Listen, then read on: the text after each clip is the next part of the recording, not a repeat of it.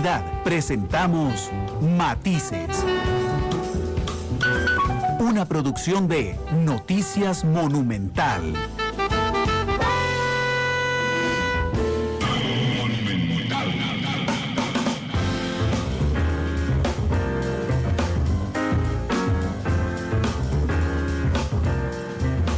Hola, ¿qué tal? Muy buenas tardes, bienvenidos a Matices, este programa de Radio Monumental, una producción del Departamento de Noticias, en el que analizamos, por supuesto, los temas que son noticia en Costa Rica y en el mundo. Muchas gracias por acompañarnos.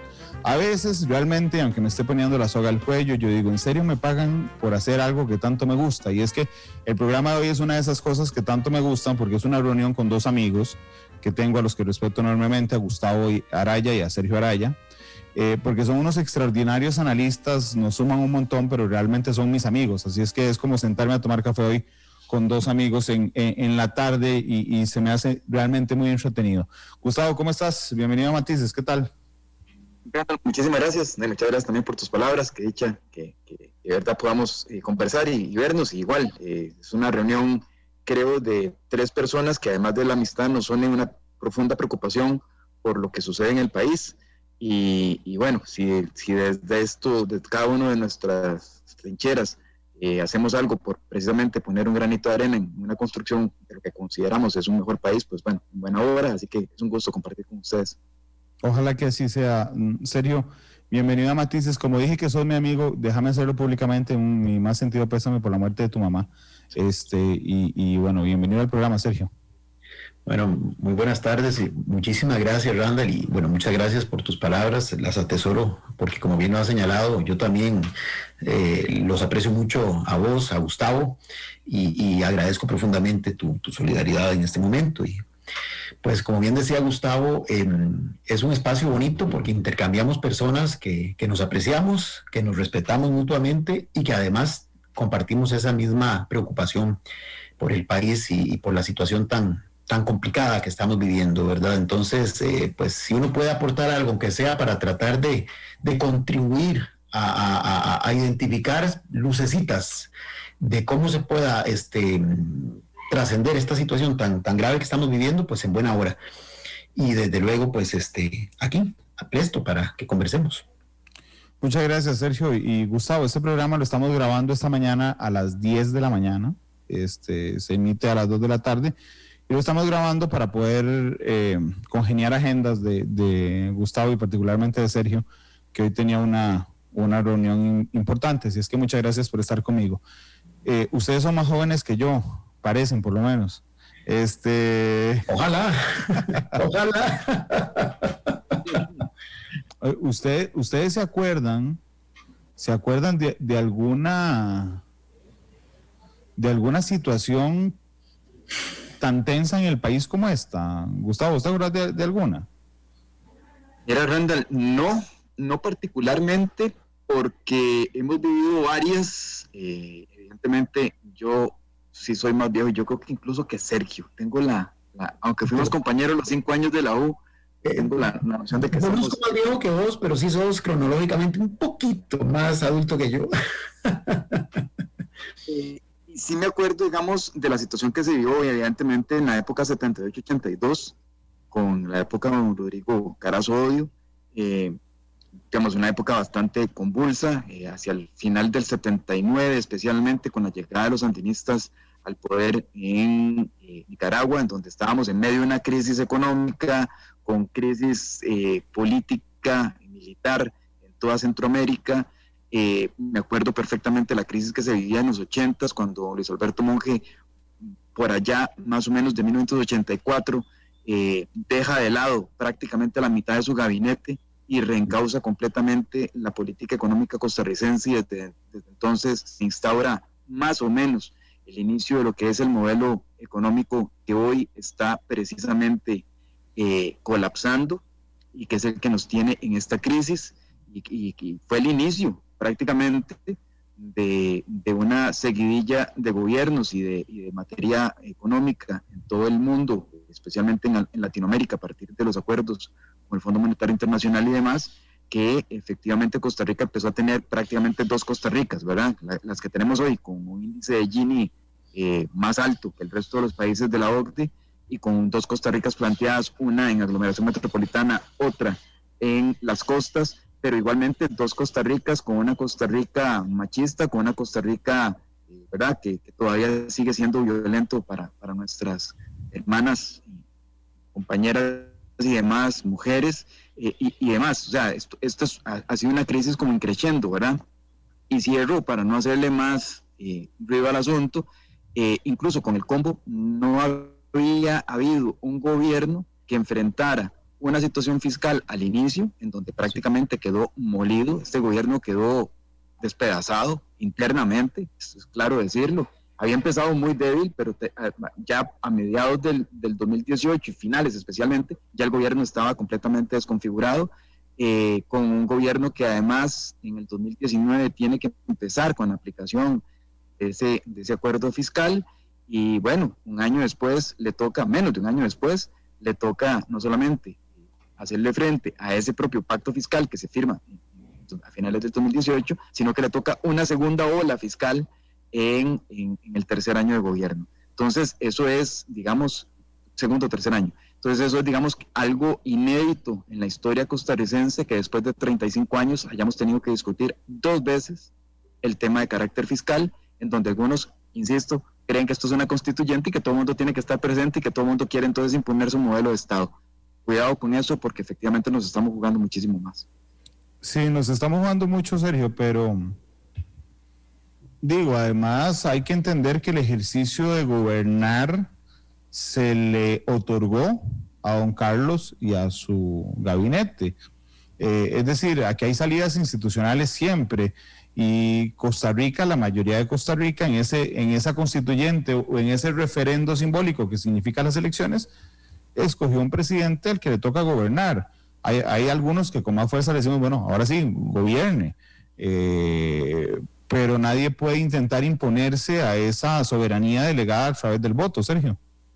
Sí, bueno, vamos a comenzar con este último punto. Es muy interesante porque ciertamente eso que estás diciendo es correcto, y esa es la base sobre la que se fundamenta nuestro sistema político. Es una democracia representativa donde el soberano, o sea, todas y todos los que estamos con posibilidad de emitir el voto, tenemos la libertad de hacerlo, y bueno, una mayoría pequeña o grande, eso para los efectos no es tan significativo, determina quién por un periodo de 4 años va a tomar las decisiones políticas en representación, ahora sí, de todo ese soberano, de toda la colectividad.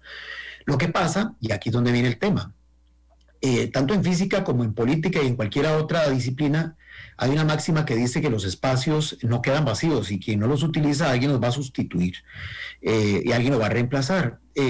Aquí el problema es que uno percibe de parte de la administración desde el principio, quizá atrapado por esa misma debilidad del mandato inicial, porque si bien es cierto, en la segunda ronda alcanzó más del 1,000,000 y pico de votos, inclusive creo que un poquito más que el propio Luis Guillermo Solís 4 años atrás, pero ciertamente en la primera ronda el voto que había recibido el hoy presidente había sido el más bajo de un candidato del PAC en todas las elecciones en las que ha participado, y además había quedado en segundo lugar en aquella oportunidad. Y el primero, que tampoco tenía de qué jactarse mucho, juntos los dos no llegaban ni al 46% del total de los votos válidamente emitidos, ¿verdad? Restando los que del todo, por decisión propia o por las razones que hayan sido, se abstuvieron de ir a votar. Pero entonces, creo que el propio presidente, y por eso fue que entre la primera y la segunda ronda, acuñó aquel famoso tema de crear un gobierno de unidad nacional, intrínsecamente aceptó que ese mandato iba a ser débil, que iba a ser un liderazgo bastante frágil, porque no tenía esa robustez de un apoyo electoral fuerte, sólido, y entonces ha querido, a lo largo de toda su gestión, buscar siempre gobernar casi que por consenso, ¿verdad? Buscando siempre tratar de quedar bien. Yo lo decía en alguno de tus programas hace ya varios años, cuando inició esta administración, que me parecía que era como una suerte de equilibrista que se estaba manejando, un elefante que estaba manejando encima de una mesa llena de cristales, tratando de no romper ninguno y de quedar bien con todas las partes, pero que eso tarde o temprano no iba a ser sostenible, y ese equilibrista se iba a caer e iba a terminar despedazando todos los cristales que había intentado no romper. Y bueno, me parece que estamos llegando a esa situación. El presidente no ha podido asumir ese liderazgo que el país reclama y que una coyuntura como esta reclama. Y aquí uno podría comenzar a elaborar algunas ideas del por qué no lo ha podido hacer. Porque es un liderazgo frágil, probablemente no tenía, digamos, ni la expertise ni la trayectoria para asumir de forma efectiva la conducción del país, y menos en una circunstancia tan atípica que ya Gustavo brevemente la caracterizó como la que estamos enfrentando, pero adicionalmente porque, y aquí viene el tema de fondo, no tenía las suficientes propuestas para darle contenido a ese liderazgo. Es decir, yo puedo tener un liderazgo dubitativo, porque esa es mi personalidad, porque mis destrezas no me ayudan, pero si adicional a eso no tengo una propuesta robusta que de alguna forma disimule esas debilidades de mi propio liderazgo, la ecuación se complica aún más. En el 2018 le tocó enfrentar esa primera crisis fiscal, donde prácticamente, y lo dijimos también muchas veces en tu programa, las voces cantantes pues fueron los ministros y responsables directos de empujar ese proyecto fiscal que finalmente se aprobó, y eso hay que reconocerlo, en parte porque la Asamblea Legislativa, muy fraccionada, y no necesariamente los diputados de su propio partido, sino los de las otras fuerzas, decidieron impulsar este paquete. Es decir, si esta circunstancia, este paquete fiscal, se hubiera dado, por ejemplo, en el gobierno, ahora que recordaba Gustavo, de don Rodrigo Carazo, probablemente el paquete estaría todavía durmiendo el sueño de los justos, porque en aquel entonces la oposición a Rodrigo Carazo, mal o bien, eso no entro yo aquí a juzgar, sí ejercía un rol de oposición absoluta a lo que Rodrigo Carazo quería promover en su momento. Entonces, en esta ocasión, Carlos Alvarado ha tenido la feliz suerte de que los diputados han asumido en momentos clave una postura, digamos, que va más allá de banderías políticas. Pero esa propuesta, digamos, fue lo único que prácticamente le dio al gobierno una razón de ser durante los primeros 8 o 9 meses de su gestión. Luego, recordemos que pasó todo el 2019 hablándose de los mismos temas que ahora la pandemia lo que hizo fue agudizar.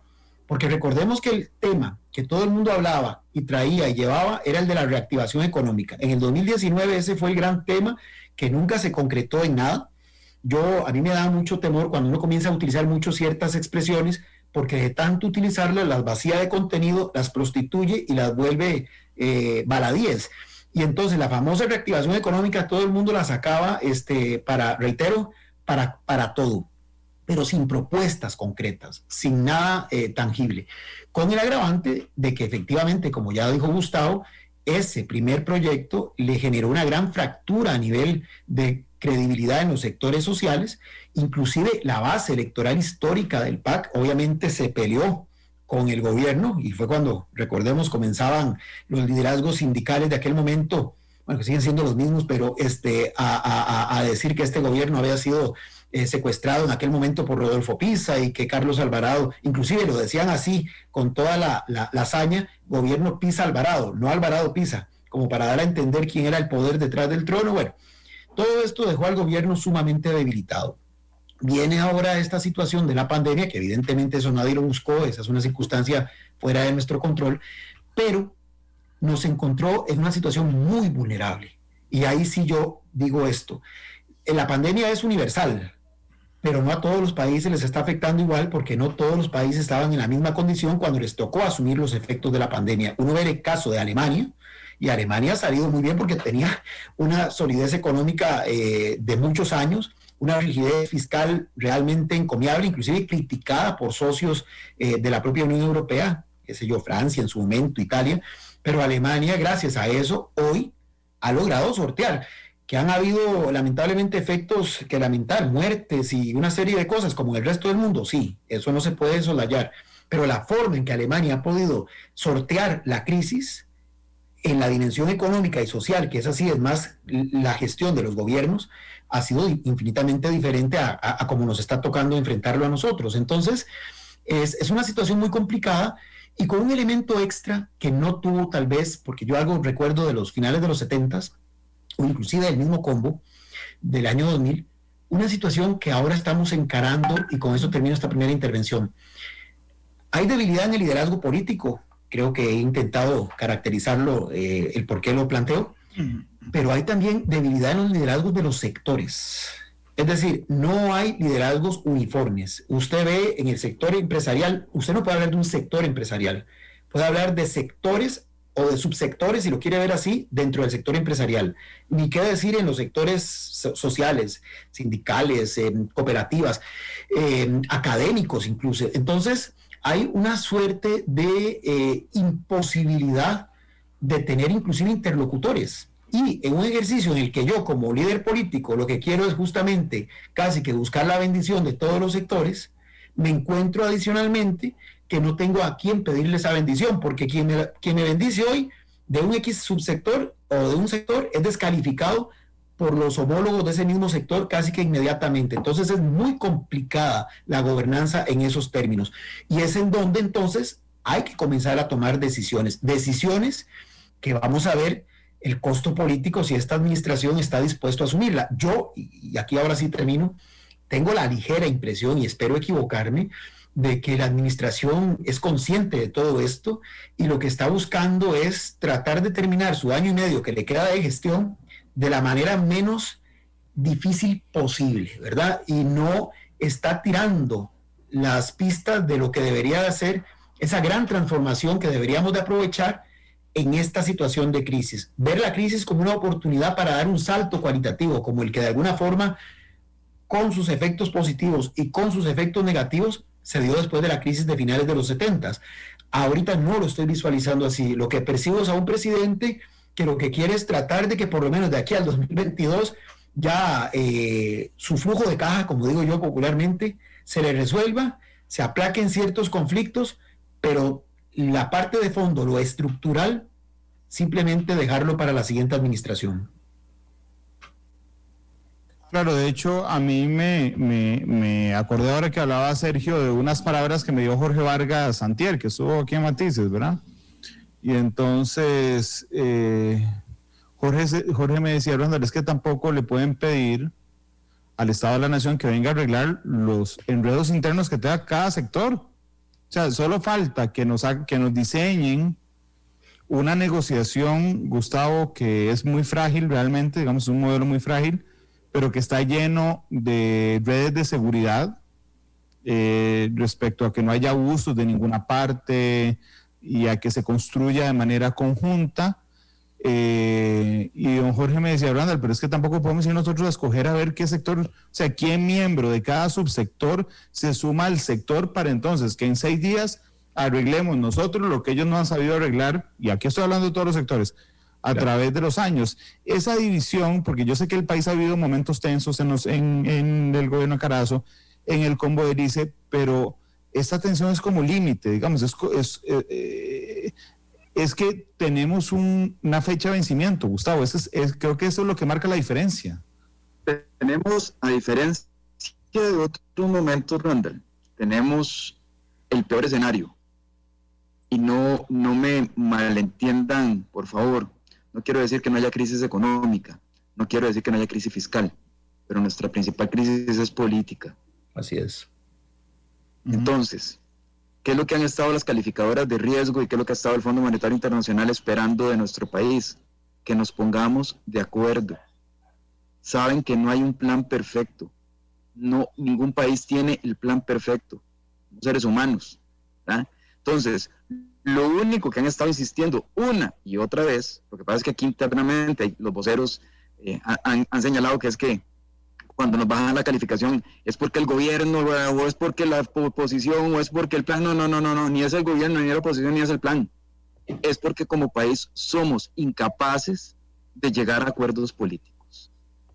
No hay plan fiscal que sea perfecto. No lo vamos a alcanzar nunca.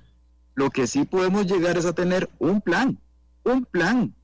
Y si como país demostramos que nos podemos sentar a la mesa y tener un plan, las calificaciones de riesgo van a empezar a subir, porque lo que van a decir es, bueno, por lo menos hay voluntad de empezar a enmendar los errores que tengan. Bueno, por lo menos, no será el plan idóneo, pero tienen un plan de salida. Ahí hubiéramos querido 7 puntos del PIB. Bueno, lograron 3. Bueno, ahí va. Lo pasamos de C, lo pasamos a a B, no importa, o a menos B, no importa, ¿verdad? Pero bueno, es que ese es el problema principal, Randall. Cada vez que en Costa Rica, usted como político, usted como medio, usted como empresario, usted como sindicato, quiera dar un paso adelante, hay 1,000 personas de su propio sector y 10,000 o 20,000 más de otros sectores que dinamitan el camino para que usted no pueda avanzar. Eso es lo que nos tiene como país en el lugar en donde estamos. Entonces, ¿qué pasa con el sector empresarial? No hace poco le dieron un golpe de Estado a su propio presidente. Acordémonos de octubre, noviembre del año pasado, ¿verdad? Acordémonos de que el señor Jenkins no llegó necesariamente con todos los votos posibles. Alcanzó una mayoría, pero también llegó negociado, ¿verdad? Acordémonos de quienes tenemos en el sector sindical, ¿verdad? Acordémonos de quién es nuestra oposición en la Asamblea Legislativa y en los partidos políticos. Vean que el partido más longevo de nuestra democracia está pensando en las próximas elecciones, no en las próximas generaciones. Es un partido de liberación nacional muy distinto al de su fundación. Hasta que doña Diala Jiménez lanzó para mí una pregunta mortal para su propio partido, diciéndole, bueno, ¿y cuál es la propuesta para los próximos 70 años? Bueno, hay 2 personas que se están poniendo de acuerdo para ver de qué manera entonces imponen un candidato por aclamación. Bueno, eso no es un partido político, ¿verdad? Entonces le exigen al gobierno lo que los propios partidos políticos no pueden dar. Le exigimos como ciudadanía lo que nosotros ni siquiera cumplimos, le pedimos a los políticos algo que ni como ciudadanía cumplimos. Es que ese es el problema radical. En este país estamos en una crisis política muy seria, como nunca antes. ¿Por qué? Porque en esta vez sí nos tomó con una crisis fiscal muy fuerte y sí nos tomó con una crisis económica muy fuerte. A mí el mecanismo que tiene el Estado de la Nación me parece un mecanismo. No digo que sea perfecto, pero hay que empujarlo para adelante. ¿Por qué? Porque si me pongo a pensar entonces de que debería estar todo el mundo como si fuera una constituyente, entonces no voy a terminar nunca, porque entonces los empresarios dicen, yo peso el 80% de la economía, yo debería estar ahí. Y entonces los sindicatos dicen, sí, pues yo le puedo frenar el país. Entonces como la discusión famosa está, ¿verdad? El chiste de que quién manda en el cuerpo, si el cerebro, el estómago o el intestino delgado, bueno, o el grueso. Bueno, es que en eso estamos, en ese absurdo estamos. En ese absurdo como país estamos en este momento, que tenemos una vacuna, cualquiera que sea esta vacuna, pero una vacuna y nadie se atreve siquiera a tomar el paso. Y entonces, ahorita, vea que el gobierno hace una propuesta, el gobierno no tiene ideas, ok, no importa, y no las tiene, se las pide prestadas al Estado de la Nación. El Estado de la Nación dice, bueno, esta, y se le viene a todo el mundo encima, y ahora dicen, no, si no, la buena no es mía, no juegan, ¿verdad? Entonces, ¿para dónde vamos? Es que es el problema, y nos está agarrando en medio de una crisis económica. Cuando alguien vaya a criticar dentro de 1 mes, 2 meses o 10 años que esta crisis económica nos despedazó, bueno, sí, por culpa suya que no quiso participar, aunque fuera en un juego en donde usted tenía una voz y no quiso hacerla valer.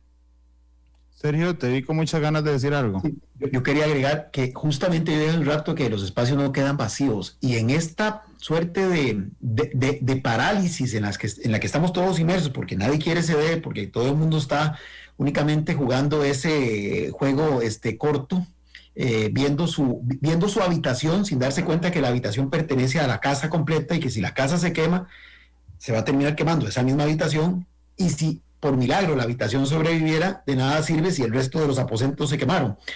Pero en ese contexto, aunque parezca duro, sí hay ganadores, y los ganadores son aquellos que viven del caos, que viven de generar justamente desestabilización, porque eso les permite impulsar sus propias agendas. Y aquí lo digo con claridad: crimen organizado transnacional, actores que creen que la desestabilización es la razón, la leitmotiv de su existencia, se regodean viendo este clima de tráfico, como pasó ahora con las incertidumbre.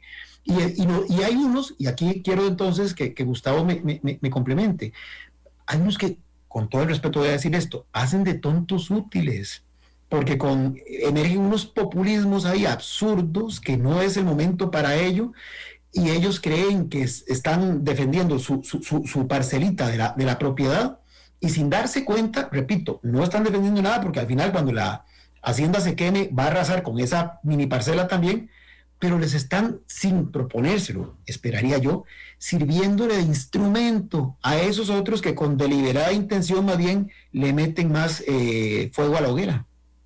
Sí, yo decía un día de estos, de hecho creo que lo publiqué en redes sociales que alguien estaba en su casa sentado con palomitas o en su oficina viendo lo que estaba pasando, porque su inversión había servido. Y no es una teoría conspirativa, digamos, a lo que me refiero es que hay quienes, esa inversión es fomentar el caos, porque salen ganando en el caos. Pero además yo tengo mucho miedo, tal vez, creo que nunca he tenido tanto miedo en la vida como ahora, a que surja un populismo independientemente de su pensamiento ideológico. Sí, ¿saben por qué? Vean, hoy es tan simple que emerja un populista que nos lleve incluso a un derrocamiento del sistema democrático con cosas muy simples. Hoy sale alguien y dice, vean, ticos, les doy si me apoyan a mí, la policía no actúa y quitamos a Carlos Alvarado, les doy el 100% del ROP. Se acabó el país. O sea, realmente es así de vulnerable como está hoy, Gustavo, nuestro sistema democrático. Sí, bueno, y ya lo vimos en las elecciones pasadas, Randall, sin criticar lo que está presente hoy en la Asamblea Legislativa, pero es un aviso. O sea, hay muy buenas intenciones y son muy buenas personas. Gracias infinitas a Dios, porque ahí sí, es cuando Dios y la política no deberían estar presentes, pero ahí sí uno da gracias a Dios, porque llegaron 14 buenas personas. ¿Qué hubiese pasado si en lugar de 14 llegan 28? ¿Qué hubiera pasado si en lugar de 28 llegan 29? O 38. De la mano de un líder populista, porque eso fue lo que pasó en la vez pasada. Un líder con un nivel de populismo importante dio en una de las arterias principales que pasan por la cultura nacional, a falta de que la política ocupe el lugar como tiene que ocuparlo, y se empezó a llenar de religión. Bueno, esta vez es como un mensaje divino. Bueno, esta vez se los voy a mandar religioso y no tan presente en la Asamblea Legislativa. Hubiese sido un populista tipo Bolsonaro, que permite que se queme la Amazonia, o más bien incita que se queme la Amazonia, y tiene mayoría parlamentaria, Randall, en este país cae no el impeachment, no. Yo al impeachment no le tengo miedo al quien diga que necesita estar entonces no 4 sino 8 años, o que las presidencias deberían estar por 20 años, y entonces se instaura. ¿Por qué? Porque la Asamblea Legislativa ahí está, y en el medio todos los actores, que si hubiese uno solo en la cual uno dijera, hay que en qué persignarse, pero es que ni los sindicatos, ni el sector empresarial, ni el sector académico, ni los propios sectores religiosos que supuestamente comulgan con un solo Dios. Ya salió Fabricio, ya salió la Alianza Evangélica para decirle que no, señor. Su antihéroe. Ni siquiera los sectores religiosos están unidos. Exacto. Entonces, en medio del caos, se privilegia la máxima que ella es, divide y vencerás. Cae un populista en este momento, un populista religioso que, como usted bien lo dice, ok, vamos a dar un bono de 100,000 colones mensuales. Eso va a llegar al gobierno. Y Randall, queda. Y ya está, y nos fuimos todos. Y entonces la institucionalidad que todo el mundo, como dice Sergio, la casa que todo el mundo debió haber resguardado, ¿verdad? Pero es que aquí hay sectores que juegan de tontos útiles. Si usted lo ve en las redes sociales todo el tiempo, gente que dice, ¿no será que estamos ya ante un estado fallido? Yo le digo, bueno, es que la sola mención que usted está haciendo a esa persona que está comiendo palomitas, viendo la televisión, le hace una gracia terrible y dice, estado fallido, me suena, como Sinaloa. Excelente, claro, excelente, dámosle, claro. Usted fue la que dijo, estado fallido, no fui yo. Y la otra tonta inútil, como persona, no mujer, la persona tonta inútil, entonces inútil, más bien que útil, ¿verdad? La inútil para la democracia, pero útil para esos otros intereses, efectivamente empieza a formular el caldo de cultivo para que la gente diga, sí, estado fallido, sí, es que Carlos hay que echarlo, sí, es que nos va a llegar otro, y tenemos un tercer problema con el PAC, si llega, bueno, haga lo posible, haga que no llegue, si usted quiere, pero utilice las vías institucionales. Es que la institucionalidad no está ahí solamente como un recurso con el cual uno va a gloriarse de ser la democracia bicentenaria, no, es que se tiene que trabajar todos los días y ahorita está en peligro y fuerte. A mí me preocupa mucho, además, las vías de facto, Sergio, porque no solo, digamos, las vías de facto más fuertes que uno pueda pensarse como un golpe de Estado, sino las vías de facto que vemos todos los días, ¿verdad? Entonces, o sea, yo impongo mi criterio porque si no le bloqueo calles. Opa, entonces uno dice suave. Y entonces, si no me da 4 campos, si no me da 4 espacios o 8 en la mesa de negociación, entonces no voy. bloquea una negociación. Exactamente, entonces estamos en una cosa de bloquear, de que realmente no hay una protesta institucional, sino un bloqueo institucional. Y cuando a quien le toca ejercer la garantía de que no se va a bloquear la institucionalidad cede a cualquiera de esos intereses, es decir, a los que bloquean o a los que dicen, si no me da lo que yo quiero no me siento ahí, o a quien dice, si yo no le nombro 5 miembros de esa mesa, entonces no participo. O sea, cuando usted está en esa situación y empieza a ceder, y yo creo que el gobierno ha cedido, lo creo firmemente, Sergio, me parece que estamos incluso, reforzando esas vías de facto. Vamos a ver, como decía hace un rato, el gobierno expresa de sus propios miedos, expresa de sus propios discursos del partido que originalmente llevó a don Carlos a la presidencia. Que no se me malinterprete, fue una cosa maravillosa la reforma en el 2001 a la Constitución Política que establece en el artículo 9 que ahora el poder lo ejercemos el pueblo y los 3 poderes clásicos, conocidos desde la democracia, desde los orígenes de nuestra democracia liberal. Pero eso había que saberlo instrumentalizar. En algún momento, se creó la ley del referéndum con los mínimos defectos que la misma tiene, solamente una vez se ha aplicado, por lo mismo, porque después no ha habido capacidad del mismo sistema de utilizar esa herramienta institucional donde se pueda hacer efectiva esa participación que ahora el artículo 9 de la Constitución Política tiene consagrado. Pero entonces ha habido un error, una interpretación equivocada de lo que es el involucramiento ciudadano, porque si fuera a través de esos canales o a través, por ejemplo, de la iniciativa popular, que entiendo se han aprobado ya 2 o 3 leyes que son fruto de iniciativa ciudadana, bienvenido sea, o que haya muchos cabildos dirigidos por los consejos municipales a nivel cantonal, o que justamente las famosas juntas de salud que se habían creado para administrar EVAIS, hospitales, con involucramiento ciudadano, eran efectivas. Todo eso es bienvenido porque son cauces institucionales para promover participación. Una participación que tiene que jugarse, eso sí, el físico de respetar las reglas y de legitimar esas reglas a través de la propia participación. Pero justamente el darle tanto espacio a las vías de hecho, que además muchos de los dirigentes actuales fueron protagonistas hace escasos 20 años en manifestaciones como las del Combo, entonces difícilmente han logrado equilibrar lo que es ese deseo de hacerle sentir a la gente que está involucrada con el respeto a los canales institucionales y que todo tiene un límite. Es decir, el ejercicio del gobierno no puede delegarse en absoluto.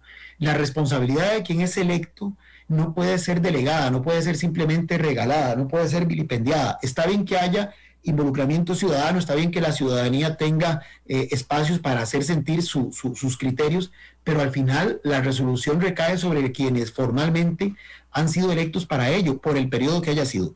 No tenemos un canal institucional para justamente hacer una revocatoria del mandato de manera adelantada. No se había contemplado en la Constitución todavía, entonces ahora hay que aguantarse ahí a que reste el periodo, pero independientemente de si el presidente es del gusto de uno o no.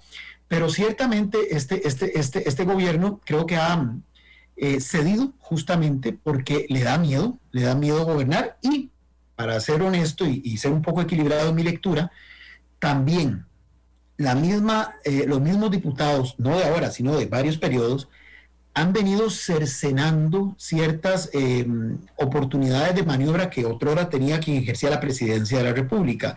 Hoy se han establecido una serie de controles, muchos probablemente muy saludables, muy necesarios, pero que en algunos momentos tal vez nos hemos excedido. Así como hablamos de que hay excesivos trámites para emprender, para desarrollar actividades productivas, yo siento que a veces hay un sobrecontrol que lo que termina más bien es desvirtuando la esencia misma de lo que es un efectivo contrapeso, un efectivo control, y más bien lo que provoca es una suerte de temor en los tomadores de decisiones de justamente tomar decisiones por el riesgo que puede implicar hasta para su patrimonio personal. Lo veo, por ejemplo, a nivel de las municipalidades. Mire, es patético cómo los regidores prefieren no tomar decisiones acompañar al alcalde en resoluciones que son resorte del Consejo por temor a que la Contraloría les caiga y les quite hasta su patrimonio personal. Entonces, hay una suerte de parálisis que mezcla reformas institucionales que de alguna forma hemos venido acuñando a lo largo de muchos años y, en este caso particular de este gobierno, un temor de ejercer ese liderazgo porque se siente un mandato débil desde el principio. Por eso lo decía, el presidente creo que al principio lo entendió, pero bueno, ya tuvo que asumirlo, ya está en el ejercicio del poder y en este momento hay decisiones que se tienen que adoptar, porque como él mismo lo ha dicho, estamos en una suerte de escenario de guerra. Bueno, no quisiera yo imaginarme a un Winston Churchill o a un Franklin Delano Roosevelt con la pasividad que hoy estamos observando, enfrentando nada menos que al eje nazi, fascista y japonés. Simplemente estaríamos hoy hablando todos otra realidad completamente distinta a la que la historia nos forjó. Entonces, hay momentos en que los liderazgos tienen que sobresalir y tienen que tomar las decisiones, porque para eso, como dirían en Estados Unidos, es para lo que los eligieron, ese es su trabajo. Sí, pero aún así es súper, no sé, realmente es muy, muy, muy preocupante. Les voy a contar una historia que tal vez se le parezca a lo que estamos viendo. Cuando yo era chiquillo me costó mucho aprender a amarrarme los zapatos los cordones, ¿verdad? Y yo pasaba mejengueando siempre, y se me pasaban zafando. Y entonces, un día en una mejenga, no sé, tenía 6, 7 años, y se me zafaban, y mis compañeros ya empezaban a decirme, ¡ay, amarrate bien ese cordón, porque no están jugando! Entonces yo lo que hice fue que bajé, y empecé a socarlo, como fuera. Porque el problema es que yo necesitaba concentrarme en jugar. Vieran el pleito cuando terminé de jugar. O sea, yo sentía que tenía el pie morado, no me podía deshacer el nudo que lo hice por enfocarme en otra cosa. O sea, por enfocarme en que tenía que hacer el nudo más fuerte para poder seguir jugando, me pude generar un daño más grande. ¿Por qué les conté esta historia? Porque se me parecen algo al país. En algo al país en el sentido de que hemos hecho nudos y todos los nudos es para lo mismo, para que nadie use el poder para controlar la corrupción, pero tal vez nos hemos ahogado ese pie y hoy es el momento de revisar cómo se hace ese nudo bien para que pueda soltarse cuando es necesario. Les iba a pedir un minuto para ir a la pausa comercial. Cuando vengo hablamos del cordón ese que casi me corta el pie. Vamos a la pausa, gracias por estar con nosotros, ya volvemos. Acompañan, fue tan amable de traerme una taza de café. Qué buena taza de café. Estoy viendo, no hay un vaso, por aquí no hay un vaso plástico, voy a echar esto.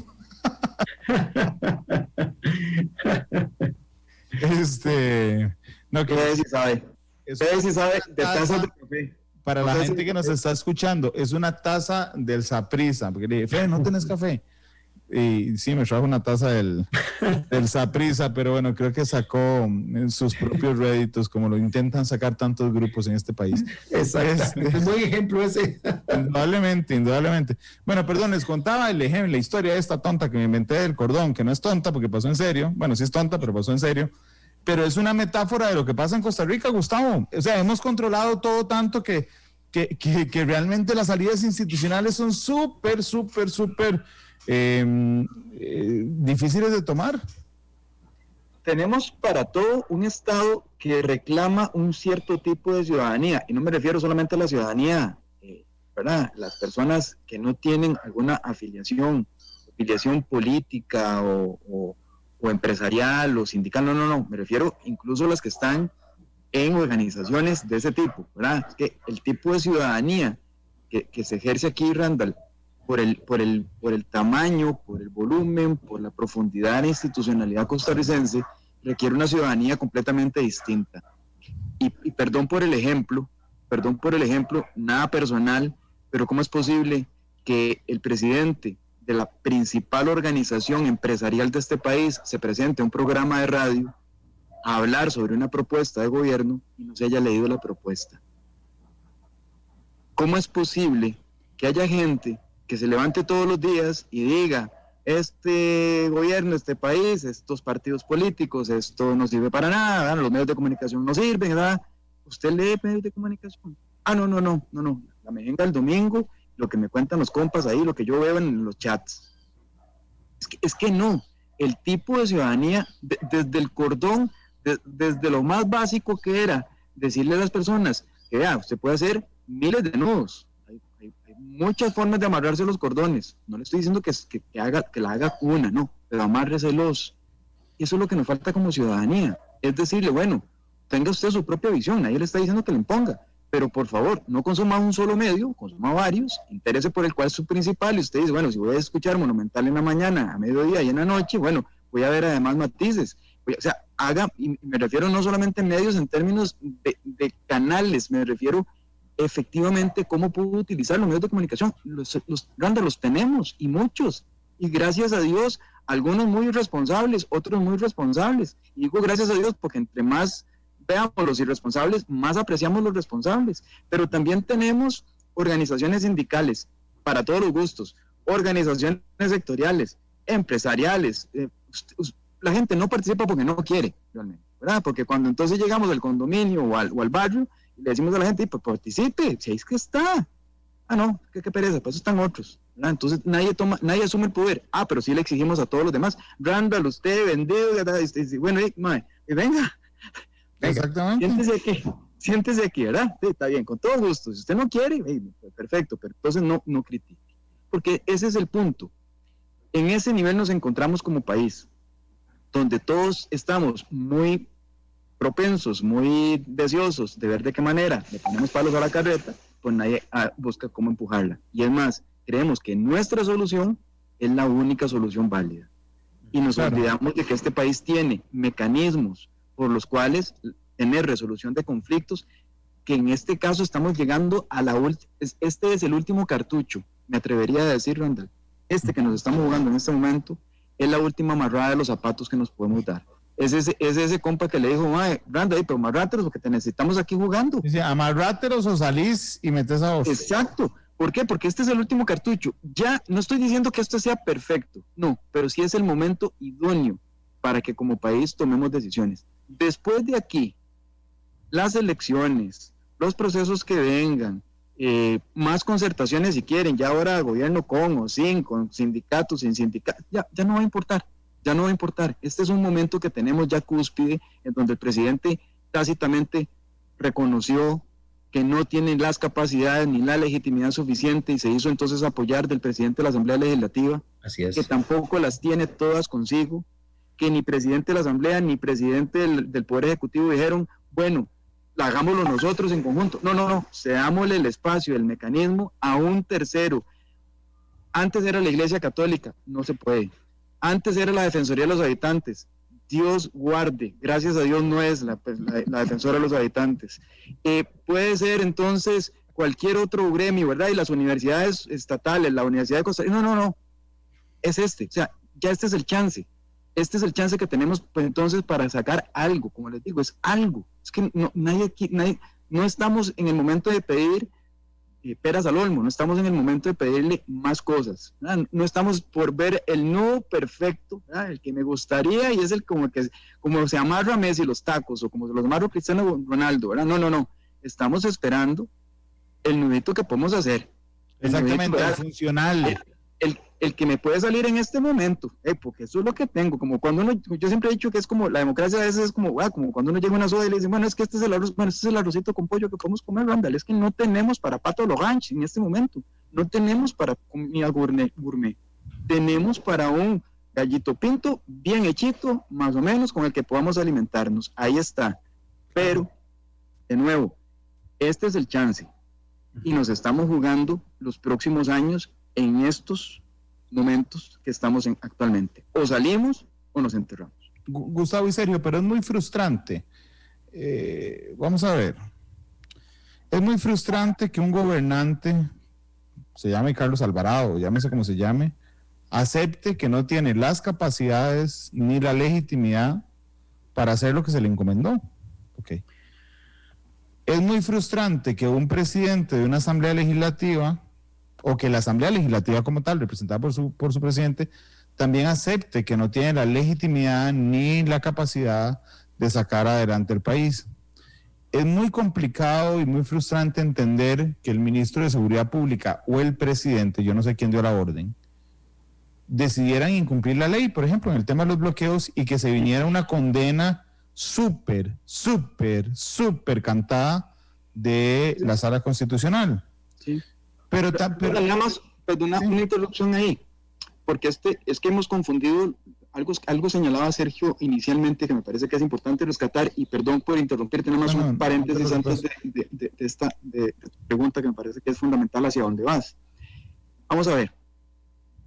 Tenemos que como ciudadanía tener la estatura suficiente y obviamente como medios de comunicación, como el caso tuyo, no es porque seas vos, pero digamos, medios que tengan ese nivel, ¿verdad?, de saber distinguir entre lo que el gobierno quiere, puede y debe decir, porque es muy complicado traer a Marcelo Prieto, ¿verdad?, que todo el mundo lo ha criticado, y sí, es un muy mal vocero, pobrecito don Marcelo, ¿verdad?, y además no llegó en el mejor momento, pero bueno, esa es otra historia. Pero digamos, ¿qué esperas cuando vos le decís a Marcelo Prieto, existe o no un plan económico del gobierno? ¿Qué esperas que diga? Que sí. Que sí, eso espero. Que sí. Exacto, y eso es lo que él va a decir. Ahora bien, no lo tiene. O sea, vos y yo sabemos que no lo tiene, y Sergio también sabe que no lo tiene, sí, sí. Que no está ese plan que debería tener. Pero él no puede decirle, Randall, no lo tengo. No, entonces, ¿cuál es la noticia? Ahí es donde yo digo que entra, entonces, se hace una quema completa y en redes sociales el asunto ardió porque él dijo que sí tenía. Ya, es que dijo que sí tenía. Ok. Es que, vamos a ver, ¿va a criticar usted a Marcelo Prieto por lo que tenía que decir o va a criticarlo porque efectivamente lo que tiene no sirve? Yo prefiero lo segundo que lo primero. Claro, porque es de fondo. Exactamente. Entonces hemos tenido como ciudadanía y hemos estado discutiendo prácticamente en los últimos años, y podría decir que desde doña Laura Chinchilla probablemente, y casi que desde desde el PLC para acá, hemos estado discutiendo, hemos estado autoenvenenándonos como país. Porque entonces, yo discuto si es que Randall, vea quién les invitó. Claro, eso es lo que Randall quiere escuchar. Son toques. Más allá de quién les invitó, ¿dijeron o no dijeron lo que tenían que decir? Sí, claro, vea cómo no va a invitar, vea, es que este más es esto, y es que es suave, un toquecito. Yo puedo decir 1000 veces, Randall, y vos también, y Sergio también, podemos salir 10.250 veces a decir que este gobierno no sirve. Y no sirve. Y no es porque lo tengamos que decir, es que no sirve, ¿verdad? Ya lo hemos dicho, o sea, tiene condiciones materiales, estructurales que hacen que es un gobierno que no tiene las capacidades suficientes para salir adelante. Ok, listo, lo dijimos. Pero resulta que a la vuelta nosotros decimos que es que este proceso en el que estamos viviendo es importante apoyar al gobierno. Paquistas, ve, ma, es que son paquistas, ma, yo se lo dije. Pues entonces, a pesar de las 10 millones de veces que has dicho que el gobierno no funciona. Entonces es un absurdo estar en estas discusiones todo el tiempo, porque parece que confinados, o estamos, no sé por qué, autocompelidos a estar teniendo discusiones absolutamente superficiales en lugar de tener las discusiones profundas que este país merece. Entonces estamos discutiendo si es un campo o son 4. Y es que está el vino, y si está el vino dice que si no está el movimiento el rescate nacional, entonces que él no participa. Entonces, no, un momentico, Albino, usted no quiere participar, que es distinto en la sopa, usted va a encontrar siempre el pelo en la sopa. Entonces, usted no quiere participar porque a usted no le sirve que haya una reestructuración del Estado, porque usted no tiene propuestas de fondo, porque usted, me explico, esas son las discusiones que hay que dar. No si participa o no y cuántos campos le tocan. Yo quisiera, perdón, Randall, agregarle a eso que decía Gustavo, porque finalmente este gobierno está recogiendo, digamos, la cosecha de una mala siembra que hemos venido de todos y todos de alguna forma, unos por acción, otros por omisión, haciendo a lo largo ya de muchas décadas. Por ejemplo, ¿por qué está la situación económica como está también? Por tantas decisiones que los diputados de diferentes cuatrienios han tomado sin consulta, atendiendo a grupos de interés específicos, sin mayor profundidad de ver las implicaciones de las decisiones adoptadas. el informe del Estado de la Nación, que en eso es muy sólido, muchas veces ha señalado el montón de leyes que se aprueban donde se establecen destinos específicos para el gasto sin que haya certeza de cuál va a ser la fuente de ese gasto específico, simplemente porque al diputado de turno se le ocurrió que tenía que complacer a un grupo de interés puntual. Hemos estado, y esto es, por eso la cobija nos cae a todos, hemos estado gestionando lo político a punta o de ocurrencias, en el mejor de los casos, o visceralmente, en el peor de los casos. Y por eso es que cuando, en aquel símil que decía Gustavo, ¿quién es más importante? El cerebro, todos son muy importantes, pero cada uno en su rol. Si gobernamos no con el cerebro, sino con el hígado, ahí vamos viendo cuáles son los resultados que estamos cosechando. Entonces, es una situación muy complicada porque llegamos a un límite donde además hay una tensión que se percibe en la ciudadanía, una absoluta desconfianza, donde todos queremos además hacer del diálogo monólogos, ¿verdad? Y así no se conduce a nada. Es decir, yo puedo gastarme muchas horas interactuando con ustedes, pero que si yo estoy en mi monólogo y ni siquiera estoy recibiendo lo que ustedes me están diciendo, sino que yo lo recibo solo para descalificarlo a portas, como decía Gustavo, porque además esa punta de etiquetas que yo descalifico, no a partir de argumentos, no a partir de ideas de fondo, podemos aquí permanecer de aquí al domingo y no resolvimos absolutamente nada. Y mientras tanto, la problemática se sigue acrecentando. Entonces, repito, me parece que es un tema muy delicado. Yo creo que esto va a sonar un poquito hasta utópico, pero me parece que es fundamental. La cultura política costarricense se ha erosionado con el devenir de los años y eso no lo podemos ignorar. Es decir, todavía tenemos una suerte de adherencia al sistema político, todavía la gente está pensando en que en el 2022 vale la pena ir a votar, aunque sea por otro incompetente, diría la gente, igual o menos malo que el que está, pero esa es, digamos, como la reserva de la que yo todavía me agarro para tener un poco de esperanza, pero no es suficiente. No es suficiente. La cultura política nuestra está realmente en una tremenda crisis. Y vea que, voy a decir esto, vea qué crítico es. Parece algo baladí, pero diría don Vladimir de la Cruz que no lo es. Se aprobó hacer esto de que los días feriados se pasaran a lunes estamos de acuerdo, para incentivar la actividad económica y turística por lo menos un par de años. Pero se incluyó el 15 de septiembre, que en teoría es una fecha que debería de tener un significado muy importante para esa construcción de ciudadanía de la que hablaba Gustavo. Claro. Y la pasamos para el lunes 14. Al final, ¿qué mensaje le estamos dando a las nuevas generaciones con respecto a esto? Independientemente de la buena causa que haya justificado en esta coyuntura haber hecho eso, que esa es una fecha tan común y corriente como cualquiera otra. Como el Bicentenario. A mí, vamos a ver, yo concentré las tres primeras cosas que me frustran del gobierno de la República, pero déjenme ir a otra parte. Me frustra que la gente bloquee calles y crea todavía que puede bloquear calles. Me frustra que una persona a la que yo respetaba muchísimo, de esos que tuve a Pilar Cisneros conmigo aquí, se lo comentaba a ella, para mí José Miguel Corrales era una de las mentes más preclaras de la política nacional hasta hace un mes. Y entonces me frustra que sea como sea, porque esto no es personal, salga una persona, incite a un montón de cosas y después digo, ups, me equivoqué y me devuelvo para la casa. Me molesta que alguien se invente en un carro que lo están agrediendo cuando los policías están comiendo ahí tacos y sí tengo que morir por esto. Yo no sabía si se refería al aire acondicionado o a eso. Me frustra el desinterés de la gente por siquiera confirmar alguna versión. Anoche conversé con 3 personas diferentes. Las 3 personas estaban contra criterios míos. Y les voy a decir cuál era. El criterio era que era una falta de seriedad que la policía infiltrara personas en las marchas. Yo, Randall, creo, desde que cubrí las marchas hace muchos años, donde había policías infiltrados siempre, digamos, entiendo que eso se hace para determinar los cabecillas, los hechos de violencia. Yo lo veo muy normal, realmente. Bueno. ¿Sí? Ninguna de las 3 personas estaba conmigo, ¿verdad? Pero había una diferencia. Una de esas personas decía, yo no estoy de acuerdo con vos porque a mí me parece que las marchas son el ejercicio libre de la protesta social. Yo estoy de acuerdo con él, pero creo que no son excluyentes. Pero esa persona, yo dije, mira, leyó un rato. De una argumentación, por lo menos, para discrepar. Ok, vino otra persona a la mitad y me dijo, no, es que eso lo manda el gobierno de este XXX, ¿verdad? Para desestabilizar el país. Y entonces yo dije, pero ¿usted de dónde leyó eso? Y ya me contó dónde lo leyó, pero por lo menos dije, bueno, por lo menos leyó. ¿Verdad?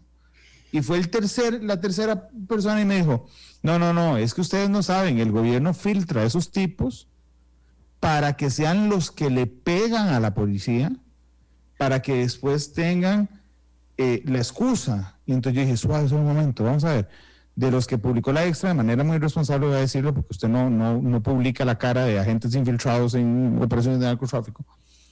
Ok, entonces yo conozco un par, porque los conozco en mi ejercicio profesional. Mira, fulano es agente de antidrogas, el otro es tal cosa en la policía.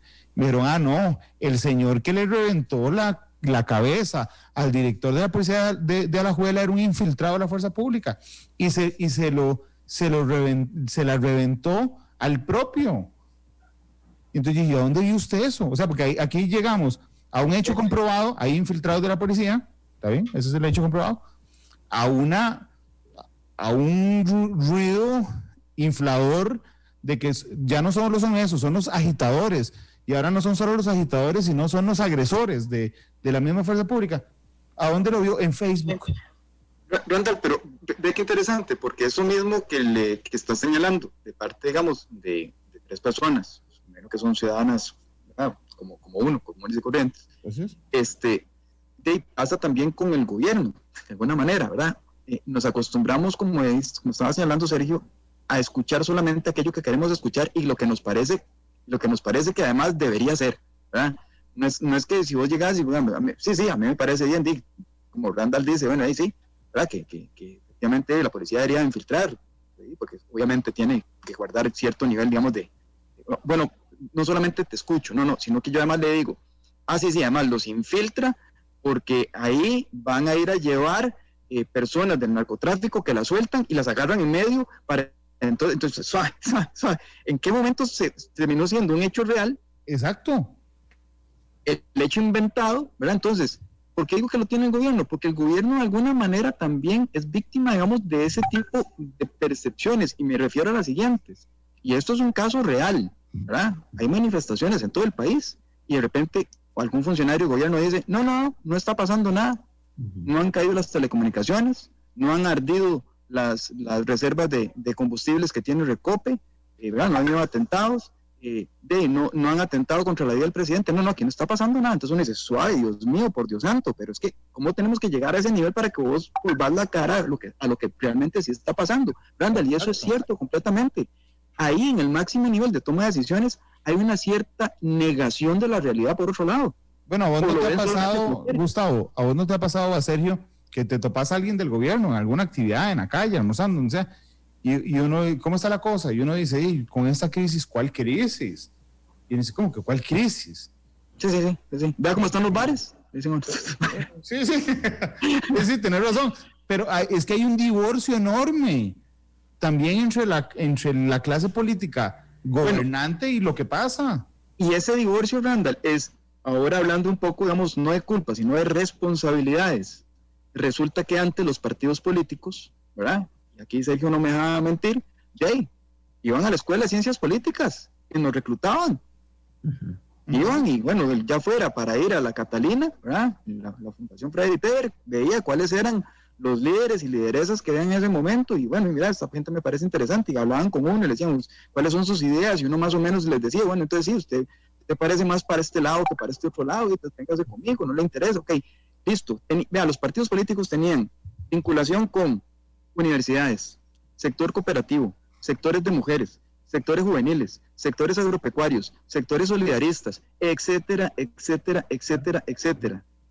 Hoy los partidos políticos no tienen mecanismos de comunicación con la ciudadanía. Entonces, cada quien está en su cuarto, como decía Sergio, pensando que la casa se queme, la mía no se va a quemar, pero es que los partidos políticos han dejado de funcionar como esos canalizadores de demandas y esos intérpretes de las demandas sociales. Esos son los principales responsables de lo que está sucediendo. Son los principales responsables de lo que está sucediendo. Cada 4 años, según me toque, en un lado o en el otro, yo critico. Pero han sido tan irresponsables, todos, sin excepción. Así es. que efectivamente perdieron los mecanismos de comunicación. ¿Por qué? Porque, Randall, eso que estás haciendo vos de intermediario y decir, bueno, eso lo hacían los partidos políticos. No, suave un momentico. Y tenían conversatorios y llamaban a la gente y les decían, capacítense, y traían personalidades nacionales para poder discutir. Casi me olvida que don Alfonso Chase, yo le hice la vida imposible, pero bueno, era don Alfonso Chase el que llegaba a una capacitación. Así es. Y entonces uno tenía la oportunidad de por lo menos hablarle en la cara, y don Alfonso dice, molesto lo que fuera, pero por lo menos diciendo, bueno, sí, hay jóvenes en ese momento, estaban pensando esto y esto y esto, y tal vez no comulgan conmigo, pero es que perdimos esa capacidad de como país tener tejido suficiente para soportar la institucionalidad que tiene la oportunidad para empezar a funcionar. Reclamamos que el presidente de la República hoy, el que es hoy presidente de la República, andaba en marchas. Bueno, yo prefiero a alguien que andaba en marchas a un chamaco que estaba metido full time en juegos electrónicos o asignado en su... Bueno, es que de eso se trata, ¿verdad? De alguien que por lo menos, participó. Bueno, sí, bueno, ya pasó. Como el dicho, quien a los 20 no es comunista y quien a los 40 sigue siéndolo. Bueno, pero eso es un asunto que efectivamente por lo menos uno dice, bueno, le pasa sangre por las venas y no horchata, ¿verdad? Es que qué problema con la gente que efectivamente se deslinda, se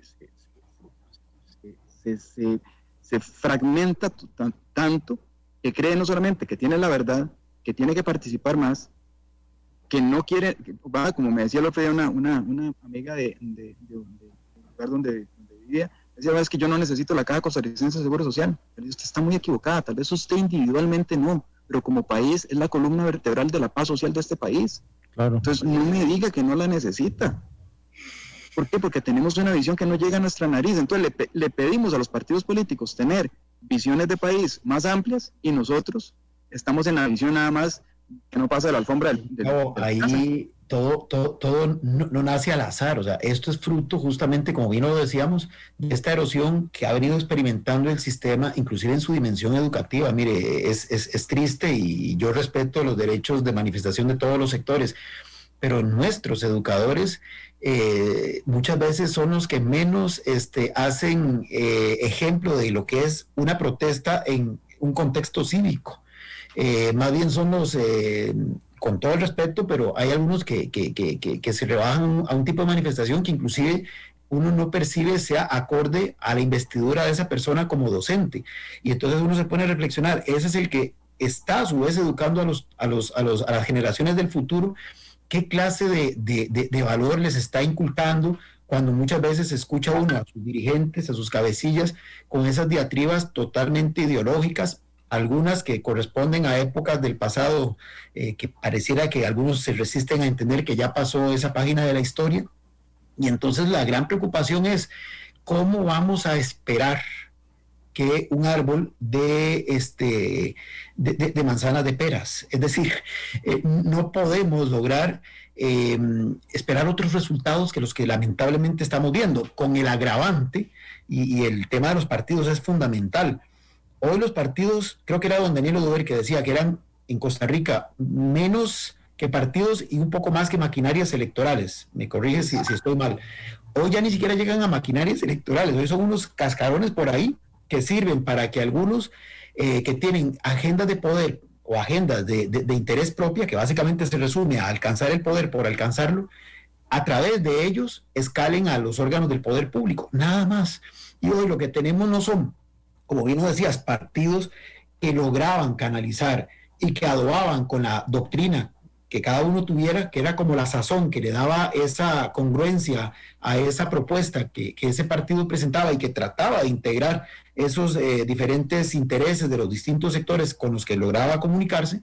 Hoy no tenemos eso. Hoy lo que tenemos son unos operadores políticos que aprovechan estos taxis en los que se suben para llegar al poder, los dejan votados, y que luego, al no tener conexión realmente ni con una doctrina ni con una base de representación efectiva, terminan, o en el mejor de los casos, como dije hace un rato, tomando decisiones a punta de ocurrencias, o respondiendo específicamente a sectores corporativos muy puntuales, que son los que le dicen, recuerde que yo le pagué la orquesta y yo soy el que mando en el baile. Entonces lo que tenemos son 57, no todos, por supuesto, pero algunos que son meros operadores de intereses de afuera, que ni siquiera tienen nada que ver con la disque doctrina del partido que teóricamente es al que le deben haber llegado a la curul. Puesto en otras palabras, Sergio, perdona que te interrumpa, puesto en otras palabras, las mesas de negociación en Costa Rica eran permanentes. Porque los partidos políticos se encargaban de hacer esos filtros que hacían mesas de negociación permanentemente en consulta con diferentes sectores, ¿verdad? Que amalgamaban esas propuestas país, insisto, propuestas país, para no tener que venir a estas discusiones. Es que son discusiones tan, que a mí me da una lástima, ¿verdad? Porque, bueno, primero, hay gente que dice, es que sí, se han puesto, cuidado, el gobierno no quiere oír, si hay propuestas y propuestas y propuestas. Sí, bueno, okay, digamos que sí hay propuestas y propuestas y propuestas. Digamos que el gobierno quiere la propuesta de don Eli Feinstein, ¿ok? Y toma la propuesta de don Eli Feinstein y la de Gerardo Corrales y la de don Daniel Zúcar, ¿verdad? Perfecto. Son 3 economistas connotados que han estado muy presentes en la opinión pública nacional. No digo que no tengan razón, pero el gobierno toma cualquiera de esas 3 propuestas y arde el país completo. Por supuesto. Porque si la propuesta del gobierno y el Poder Ejecutivo, o cualquiera de los diputados o diputadas, o los partidos políticos, que han sido garantizadas sus participaciones institucionalmente, como bien lo señaló don Gustavo, Tribunal Supremo de Elecciones, me acabo de olvidar el nombre del tocayo. Sí, ¿verdad? Si esas propuestas que están validadas con el voto institucionalmente hicieron que hubiese estas manifestaciones, ahora imagínense tomar una sola de las otras propuestas individuales. Claro. No se puede. Y además, si yo le planteo a alguien la pregunta de cómo acceder al poder en Costa Rica, cómo tener poder en Costa Rica, pero ojo que ser presidente no es tener poder, ¿verdad? Sino, digamos, ¿cómo acceder a tener la mayor cuota de poder en Costa Rica? ¿Quién tiene la mayor cuota de poder en Costa Rica? ¿El presidente? No. ¿Los diputados? Tampoco, menos. ¿Célimo Guido? No. Tiene el poder de hacer un desorden, pero nada más. ¿ANEP? Tampoco. ¿Quién tiene el poder en Costa Rica? Es que hace muchos años el acceso al poder era vía institucional y se hacía justamente a través de un único vehículo. Exacto. El que usted escogiera, pero era como un vehículo. Los partidos políticos. Así es. Hoy los partidos están mucho más preocupados en las elecciones. Randall, el otro día yo dije en un tuit que nada más útil para un gobierno inservible que una oposición inútil.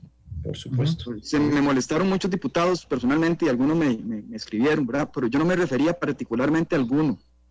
Me refería a la oposición en términos generales y ni siquiera me refería a la oposición en la Asamblea Legislativa. Es que la gente vuelve a ver, claro, porque son noticias, don Drago Dolanescu y don Eric Rodríguez Esteles. Sí, esos son los outliers, ¿verdad? Que, los que siempre andan ahí en el borde criticando lo que pueden porque no tienen tampoco proyecto político. Porque es que si alguien me dijera que en este país tiene un proyecto político de amplia aceptación popular y nacional, que puede empujarlo hacia adelante, y que uno dice, bueno, sí, y además ese proyecto político toma en consideración las clases populares, pero además las clases medias, pero además a los sindicatos, pero además es que nadie lo tiene. Entonces, sí, hay un montón de opciones, sí, hay un montón de opciones, Randa. O sea, lo que pasa es que todo el mundo quiere, hay miles de cordones de colores, hay miles de formas en las que se pueden amarrar los zapatos, pero nadie tiene la fórmula para decir, vamos a utilizarlos con estos colores, con estos tipos de nudos para que podamos seguir caminando. No, todo el mundo se encarga de ver de qué manera le hace nudos entre los zapatos de los cordones para que la persona se caiga. Nadie tiene las soluciones. A eso me he referido yo tantas veces. Estoy cansado de que en este país, digamos, ahorita tenemos una discusión fiscal y creemos que es una constituyente. Insisto, creemos que de aquí va a salir el modelo de desarrollo nacional. No estamos para esa discusión todavía. Dios guarde. En este país se presenta una constituyente con este nivel de discusiones y con esta desarticulación de actores. Es que los principales irresponsables son los que están en la Asamblea Legislativa. No me refiero a estos, me refiero a los que han estado ahí, claro, porque critican del gobierno muy fácil, siendo oposición. Bueno, ok, está bien, usted no quiere esto, bueno, ¿qué ofrece en cambio? Claro, porque Gustavo, pero ¿quién es el líder de la oposición en Costa Rica? No hay ningún líder.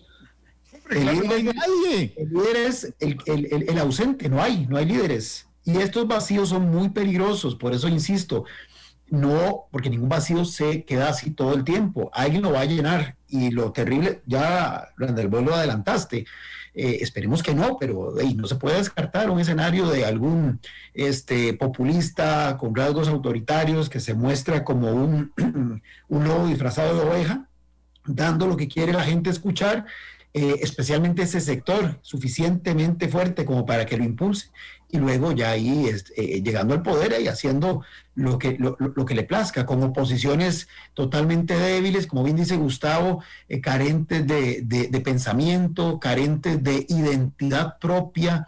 Mira, yo estaba hablando, si aquí la figura del partido político, vea, yo sostengo esta tesis, existe porque todavía la Constitución estableció que el monopolio de la representación política recae en esa figura.